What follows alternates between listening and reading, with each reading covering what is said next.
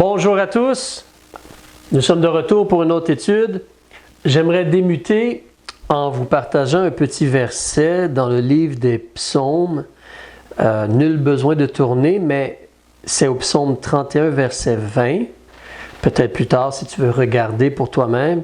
Mais on nous dit « Oh, qu'ils sont grands les biens que tu as réservés pour ceux qui te craignent, que tu répands aux yeux des fils des hommes sur ceux qui se retirent vers toi. » Reconnaître Dieu, craindre Dieu, se retirer vers Dieu, c'est une bonne et importante chose.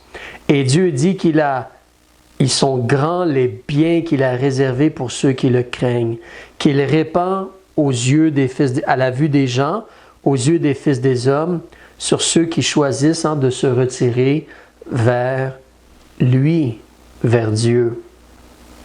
Alors le Seigneur est bon et c'est important de placer notre confiance en lui, de se retirer vers lui, de le craindre et d'espérer en lui. Amen.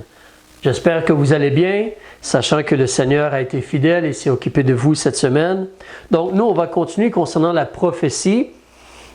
Donc cette semaine, il n'y a pas de notes, si je pourrais dire.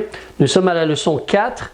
Il y a eu des circonstances qui ont fait en sorte de cela. Je remercie le Seigneur. Ma mère a dû être opérée à l'hôpital, un peu d'urgence, mais tout a bien été. Merci au Seigneur. Alors, si tout va bien, peut-être la semaine prochaine, je vous donnerai les notes de maintenant et de la semaine prochaine. Mais là, on va vraiment plonger dans la réalité de la prophétie. Et nous avons déjà vu ensemble comment les Écritures nous disent que Jésus, il revient.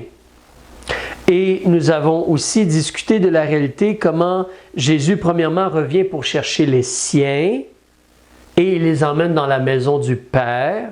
On a parlé de cela.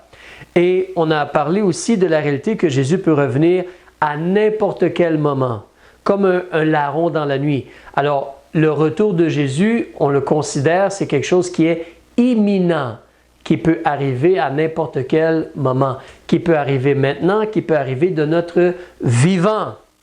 Donc, peut-être qu'on va entendre la trompette maintenant, on ne sait pas. Mais nous vivons avec foi, sachant que Jésus va revenir.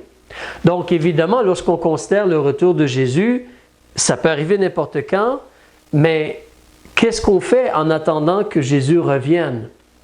Et on va regarder ensemble comment Jésus et les apôtres ont aussi parlé de ce qui était pour se produire pendant la vie des apôtres, après la vie des apôtres, dans la suite du temps, les siècles après Jésus, jusqu'à la fin des temps ou le retour de Jésus pour chercher les siens et ensuite pour revenir établir son règne de 1000 ans. Tu te rappelles, comme on disait, Apocalypse chapitre 19 et chapitre 20, Jésus revient sur un cheval blanc et il établit son règne pour 1000 ans. Donc, on va prier en débutant et on va plonger dans ces choses-là. Père, on veut te remercier qu'on peut regarder ta parole maintenant. On demande l'aide de ton esprit. Aide-moi pour expliquer, pour présenter, pour enseigner tes paroles. Je prie que ton esprit agisse pour aider les gens, pour comprendre, pour recevoir, pour être instruits. Aide-les dans leurs pensées, dans leur esprit. Ouvre les yeux de leur compréhension et aide-les pour voir l'espérance que nous avons et comment toi tu connais vraiment toutes choses. Et tu es toujours sur ton trône. Alors, enseigne-nous. Nous demandons ceci pour ta gloire et par le nom de Jésus-Christ. Amen. Donc, quand on considère la réalité que Jésus lui-même a parlé un peu de ce qui était pour arriver aux apôtres, et les apôtres ont parlé un peu concernant ce qui était pour venir aussi, autant de leur temps que dans la suite des temps, des années et la fin des temps. Un exemple, on a vu un peu cela l'autre fois, mais à la fin de l'évangile de Jean, au chapitre 21, on peut voir que Jésus a mentionné à Pierre de quelle mort il glorifierait Dieu. Donc, si tu regardes avec moi en Jean chapitre 21, alors Jésus a comme prophétisé ou parlé, donné un peu d'informations concernant ce qui va se passer avec la vie de Pierre ou sa mort. Alors Jean chapitre 21, si tu regardes au verset 18, donc Pierre a renié Jésus 3 fois et par la suite au chapitre 21, Jésus va demander 3 fois à Pierre si Pierre l'aime. Mais au verset 18, Pierre, il va dire en vérité, je te le dis, lorsque tu étais plus jeune, tu te saignais toi-même et tu allais où tu voulais. C'est Jésus qui parle et non Pierre. Mais lorsque tu seras vieux, tu étendras tes mains et un autre te ceindra et te mènera où tu ne voudrais pas. Or, il dit cela pour marquer par quelle mort Pierre glorifierait Dieu. Et après avoir ainsi parlé, il lui dit, « Suis-moi ». Donc, Jésus a parlé de la mort de Pierre. Alors, c'est la vie des apôtres un peu.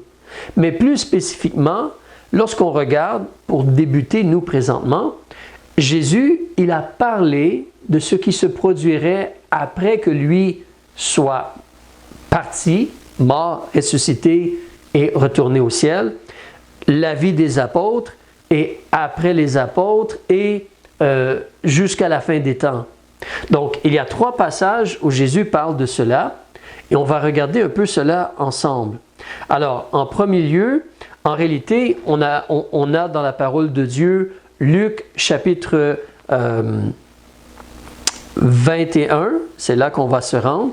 Il y a aussi Marc chapitre 13 et il y a aussi Matthieu chapitre 24. Les 3 se complètent, les 3 parlent de choses similaires. On va regarder ces choses-là ensemble, lentement, pour apprendre concernant le futur. Après la mort, l'ensevelissement et la résurrection de Jésus-Christ, que va-t-il se produire? Jésus a prophétisé sur cela. Et jusqu'à la fin des temps, que va-t-il se produire? Donc, pour toi et moi, débutons en Luc chapitre 21, s'il te plaît. Luc chapitre 21. Tu veux aller vers la page 118, donc dans le Nouveau Testament, page 118. Alors, évidemment, c'est quelque chose qui est assez complet et gros et qui a beaucoup d'informations. Donc, on va y aller lentement. On ne pourra pas tout voir aujourd'hui.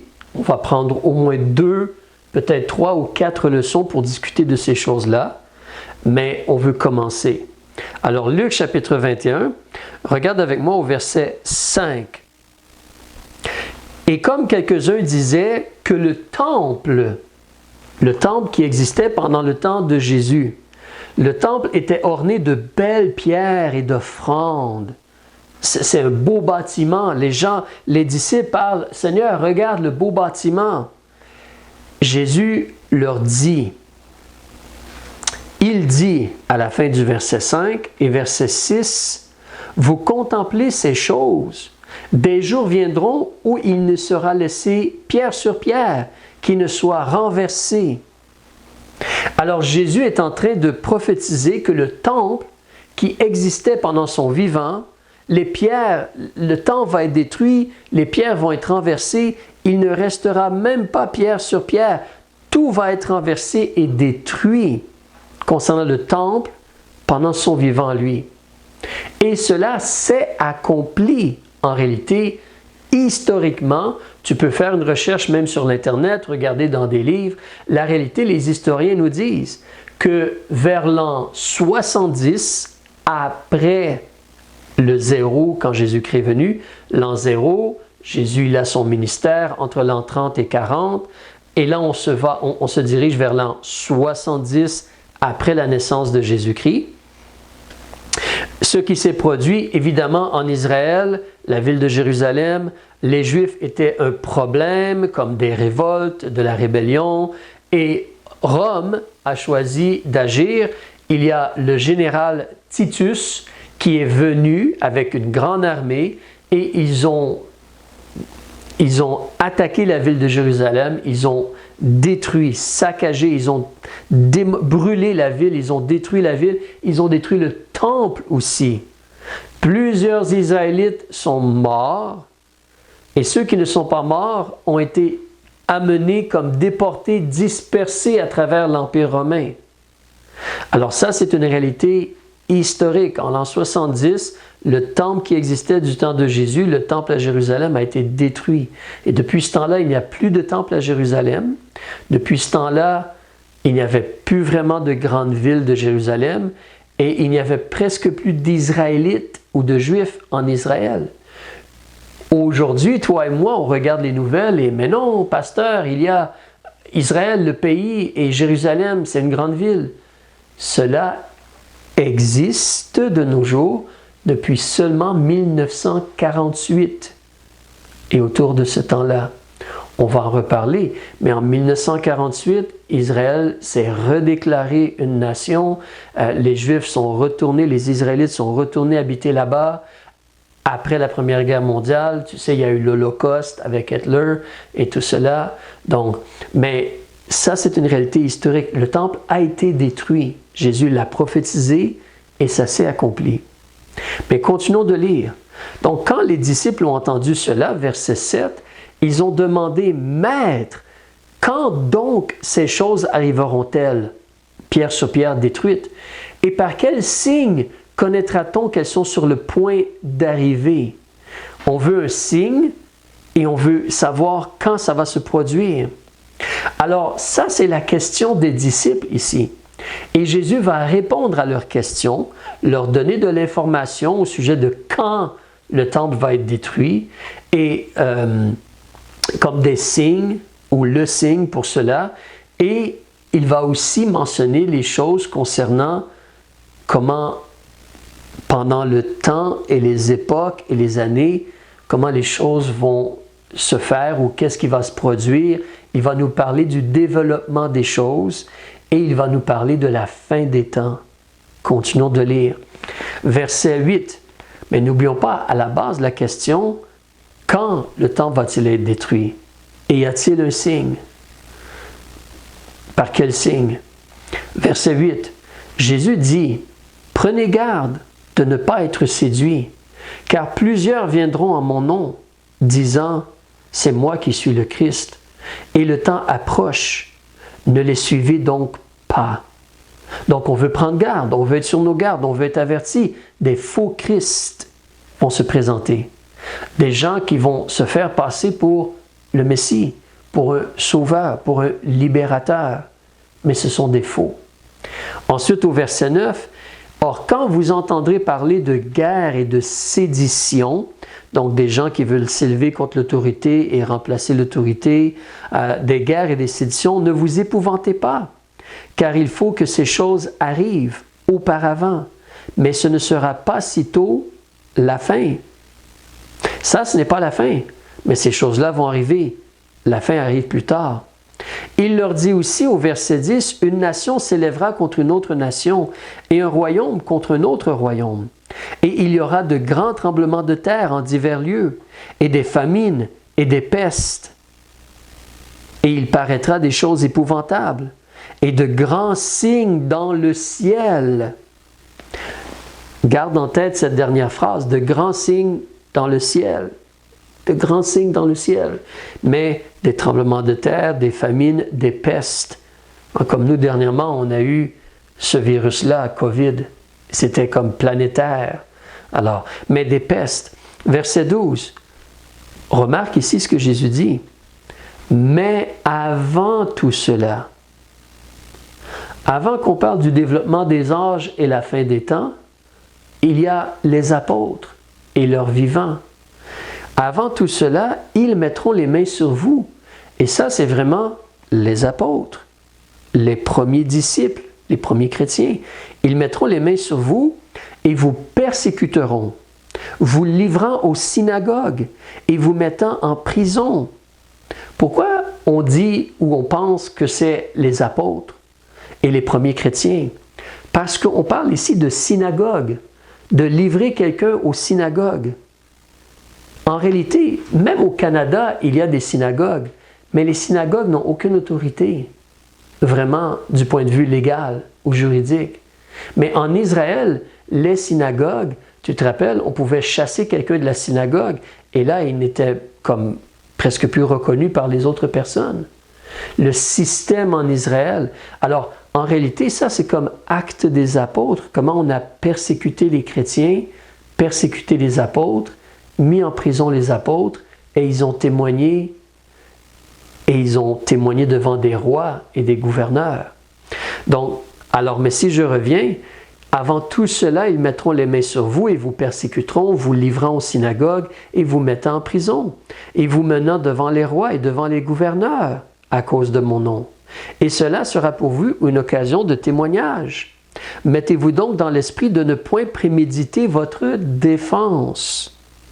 Car je vous donnerai une bouche et une sagesse à laquelle tous vos adversaires ne pourront contredire, ni résister. Comme le Seigneur a aidé les apôtres quand ils parlaient devant les autorités, autant Pierre, Jean, les apôtres, Paul, ainsi de suite. Dans le livre Actes des apôtres, tu vois cela. Alors le Seigneur a prophétisé cela et ça s'est accompli. On ajoute au verset 16, « Vous serez même livrés par vos parents, par vos frères, par vos proches et par vos amis, et ils feront mourir plusieurs d'entre vous. Vous serez haïs de tout le monde à cause de mon nom, mais il ne se perdra pas un cheveu de votre tête, hein, une délivrance comme physique. Dieu agit. Possédez vos âmes par votre patience. Calme-toi. Sois au contrôle de ton cœur, de ton esprit, la patience. Supporte ce que Dieu permet. Aie confiance en Dieu. Continue à le servir jusqu'à ce qu'il te délivre. Il va te délivrer. Alors la patience. Verset 20. Là, il y a un changement au verset 20. Et quand vous verrez Jérusalem environnée par les armées, sachez que sa désolation ou destruction approche. Donc, rappelle-toi la question, quand est-ce que le temple va être détruit? Avant, vous allez vivre et être persécuté, être livré par vos proches, et cependant, je vais vous protéger et vous aider, vous allez témoigner. Et la deuxième question, le signe qu'on sait que le temple va être détruit. Quand tu vois Jérusalem environnée par les armées, sa désolation, elle est proche. Ah, comme le signe. Alors, verset 21, quand tu vois donc l'armée, comme là on sait, l'armée romaine qui vient, quand tu vois Jérusalem environnée par une armée, agis, fais des choix, alors que ceux qui seront dans la Judée s'enfuient aux montagnes. Ne venez pas dans la ville de Jérusalem, sauvez-vous de Jérusalem, parce qu'on va attaquer et détruire Jérusalem. Alors si vous êtes dans la Judée, enfuyez-vous dans les montagnes, que ceux qui seront au milieu de Jérusalem se retirent à la place, et que ceux qui seront à la campagne n'entrez point dans la ville. Jérusalem a des barrières, des murailles. Alors des fois, quand l'armée vient, on veut être protégé, mais là, non, parce que Jérusalem va être détruite, la désolation, donc va-t'en, sauve-toi, va ailleurs, éloigne-toi de Jérusalem. Verset 22. Car ce seront des jours de châtiment, afin que toutes les choses qui sont écrites s'accomplissent. Parce que la parole de Dieu s'accomplit toujours. Jésus a prophétisé que le temple serait détruit, il a été détruit. Jésus a prophétisé que les apôtres seraient persécutés, qu'on les livre, les proches, leurs proches, les livreraient. Mais le Seigneur les aiderait pour témoigner. Et ainsi de suite. Tout cela s'est accompli. Et le temple a été détruit. Mais justement, ces jours, il y aura des jours de châtiment. Toutes les choses qui sont écrites s'accomplissent. Malheur aux femmes enceintes et à celles qui allaiteront en ces jours-là. Oui, imagine une femme avec un gros ventre qui doit se sauver pour sa vie. Ce n'est pas évident. Imagine une femme qui, à tous les 2-3 heures, doit allaiter un bébé, mais qui doit se sauver pour sa vie. Ce n'est pas évident ou facile. Donc, malheur, verset 23, malheur donc aux femmes enceintes et à celles qui allaitent, point virgule, car il y aura une grande calamité. Une calamité, c'est comme une grande catastrophe. Ici, c'est comme un jugement, un châtiment. Mais une grande calamité sur ce pays. Ce pays, c'est Israël, c'est Jérusalem, c'est la Judée. Ça, c'est le pays. Donc, ça ne nous touche pas, nous, là. Ça s'est déjà accompli historiquement. Autour de l'an 70, les Romains sont venus. Il va y avoir une grande calamité sur ce pays, virgule, et de la colère contre ce peuple. C'est le peuple de Jérusalem. C'est Israël ou les Juifs. Ça ne nous touche pas, nous, dans ce sens-là. Historiquement, ça s'est déjà accompli. Les Romains sont venus, ils ont détruit. Regarde au verset 24. Le peuple, donc Israël, ils tomberont sur le tranchant de l'épée et ils seront menés captifs parmi toutes les nations. Et Jérusalem sera foulée par les gentils. Le temple aussi est détruit, a été détruit. Jérusalem, elle est foulée par les gentils jusqu'à ce que les temps des gentils soient accomplis. Alors, ici, on voit, comme Jésus a dit, il ne restera pas pierre sur pierre. Le temple et les bâtiments autour du temple, tout détruit, même la ville de Jérusalem. Désolation, destruction.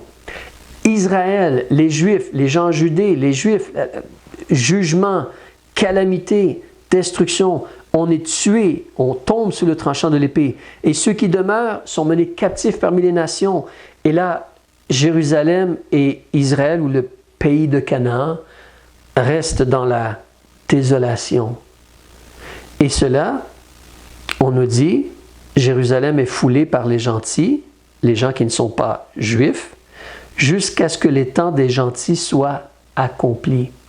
Ça, c'est une phrase qui se rapporte à une réalité prophétique qu'on va détailler plus dans les semaines à venir. Mais le temps des gentils. Il est important de considérer ou de garder en tête, quand Dieu a choisi Israël et l'a sorti de l'Égypte pour l'amener vers la terre promise, Dieu leur avait dit, vous allez être la première des nations. Vous avez la prééminence, la première place sur les nations. Et Dieu a choisi David. Et David, c'était le premier-né, le plus important des rois de la terre. Premier-né dans le sens, sa position. Et Israël était la première des nations. Mais comme Israël a péché et les fils de David ont péché, ils ont perdu la prééminence. Et à la place, il y a eu des empires gentils. Un gentil, c'est quelqu'un qui n'est pas un juif. Alors les Babyloniens ont eu un empire, puis les Mèdes et les Perses, puis les Grecs et finalement les Romains. Alors, mais le temps des gentils, on va reparler de cela. Maintenant, regarde au verset 26, place tes yeux sur le verset s'il te plaît. Après donc cela, et le temps des gentils qui est accompli, et il y aura des signes dans le soleil, dans la lune et dans les étoiles. Pause. Où est le soleil? Au ciel. Où est la lune? Au ciel. Où sont les étoiles? Au ciel. Reviens au verset 11. Il y aura de grands tremblements de terre en divers lieux, et des famines, et des pestes, et il paraîtra des choses épouvantables, et de grands signes dans le ciel. C'est la même phrase. En réalité, le verset 11 est lié avec le verset 25. Alors, Jésus parle d'une certaine façon, mais en réalité, quand on veut considérer la ligne de temps, on doit considérer, il y a Jésus, sa mort, son ensevelissement, sa résurrection. Les apôtres ont leur ministère, le livre Actes des apôtres. Et Jésus a prophétisé, les apôtres vont être persécutés, les apôtres vont être livrés par leurs proches, mais Jésus va les aider et il va les garder en vie et ils vont témoigner devant les gouverneurs, devant les gens et tout cela. Et en l'an 70, donc là, Jérusalem est détruite et là, c'est le temps des gentils, Jérusalem elle est détruite et tout cela. Et ensuite, qu'est-ce qu'on a?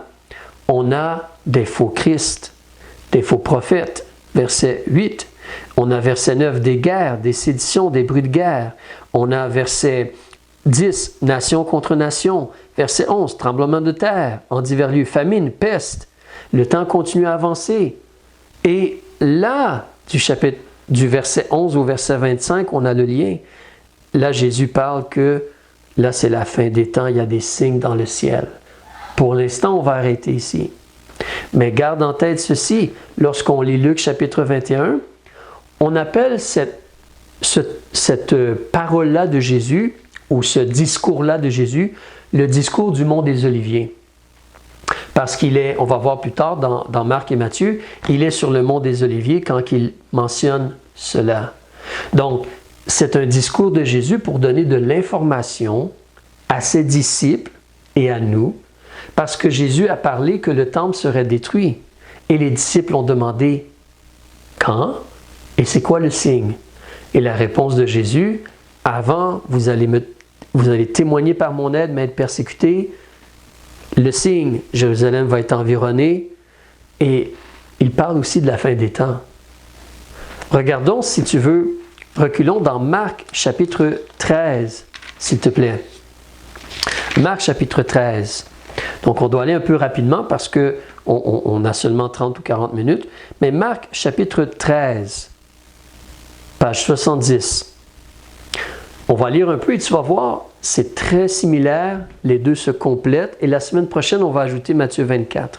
Mais Marc chapitre 13, verset 1. Si tu es là, comme Jésus sortait du temple, un de ses disciples lui dit, « Maître, regarde, quelle pierre! Quel bâtiment! » Et Jésus répond, lui dit, « Tu vois ces grands bâtiments, il n'y restera pas pierre sur pierre qui ne soit renversée. » Même réalité. Et comme il était assis sur le mont des Oliviers, c'est pourquoi le discours du mont des Oliviers, vis-à-vis du temple, il y a Pierre, Jacques, Jean, André, 4 disciples qui lui demandent en particulier, « Dis-nous, quand ces choses vont arriver? Quand le temple va être détruit? Et quel sera le signe de leur prochain accomplissement? » On a vu les réponses. Ça va se produire après que vous soyez des témoins. Et le signe, Jérusalem est environnée par les armées. Mais si on continue à lire ici, tu vas voir, c'est similaire. Et comme je dis, Jésus ajoute même des choses concernant la fin du monde. On va voir avec Matthieu, on va mettre tout cela ensemble. Mais ici, au verset 5, donc Jésus va leur répondre. Il se met à dire, « Prenez garde que personne ne vous séduise. » Alors, plus qu'on avance vers la fin des temps, certainement plus qu'il y a de faux Christ et de faux prophètes. Mais en réalité, il y a eu des faux Christ et des faux prophètes depuis le début. Garde ton doigt ici et avance avec moi dans le livre, l'épître de M. Jean, la première épître de M. Jean, à la page 339, s'il te plaît. C'est le chapitre 2. On va lire le verset 18. Et écoutez ce que Jean dit concernant son vivant, le temps de son vivant à lui. « Petit enfant, c'est ici la dernière heure. Et comme vous avez entendu dire que l'Antichrist vient, il y a dès maintenant, plusieurs antichrists, par où nous connaissons que c'est la dernière heure. » Dans le temps de M. Jean, il y avait déjà des antichrists, comme des gens qui voulaient prendre la place de Christ, comme des faux Christ, comme des faux prophètes. Quand tu lis le Nouveau Testament, tu vois, on parle de faux prophètes. Alors, si l'on revient dans Marc 13, verset 6, on nous dit, « Car plusieurs viendront », tu dois revenir à la page 70, je vais te donner quelques secondes, Marc 13, verset 6, on a lu le verset 5. « Plusieurs viendront en mon nom et diront, je suis le Christ, et ils en séduiront plusieurs. » Or, quand vous entendrez parler de guerre et de bruit de guerre, ne vous troublez point, car il faut que ces choses arrivent, mais ce ne sera pas encore la fin.